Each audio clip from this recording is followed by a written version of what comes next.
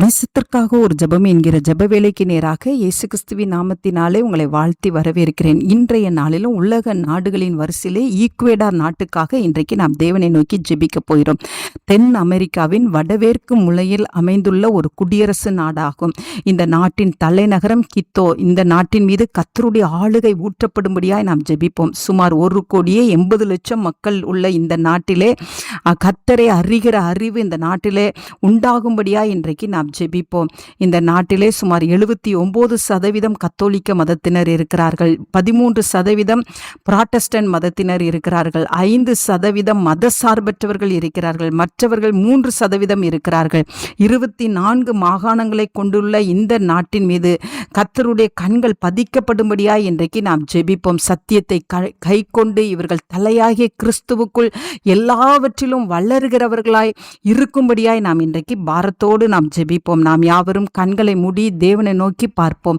எங்களை நேசிக்கிறதான நல்ல தகப்பனே, இந்த நாளுக்காக ஸ்தோத்திரம். ஈக்குவேடா நாட்டுக்காக நாங்கள் தேவ சமூகத்தை நோக்கி பார்க்கிறோம். ஆண்டவரே, சுமார் 1,80,00,000 மக்கள் உள்ள இந்த தேசத்தை கர்த்தர் கண்ணோக்கி பாருங்க. இந்த தேசத்துக்கு விரோதமாய் உருவாக்கப்படுகிற ஆயுதங்கள் வாய்க்காமல் போகட்டும். ஆண்டவரே, இங்குள்ள மக்களை கர்த்தர் ஆசீர்வதிங்க. விசேஷமாய் சுரங்க தொழிலே ஆண்டவரே, சுரங்க ஆண்டவரே வேலையில இருக்கிற மக்களுக்கு ஆண்டவரே கர்த்தருடைய பாதுகாப்பு உண்டாயிருக்கட்டும். கர்த்தர் அவர்களை ஆசீர்வதிக்கும்படியாய் நாங்கள் ஜெபிக்கிறோம் சுவாமி.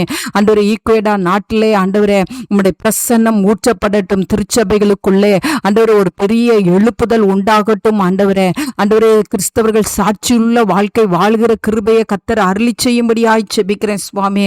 ஆண்டவரே, உமக்கு நன்றி செலுத்துகிறோம். ஆண்டவரே, ஒவ்வொரு நாளும் உமக்குள்ளே வளர்ந்து பெறுகிறவர்களாய் இருக்க கர்த்தர் உதவி செய்யும்படியாய் ஜெபிக்கிறேன்.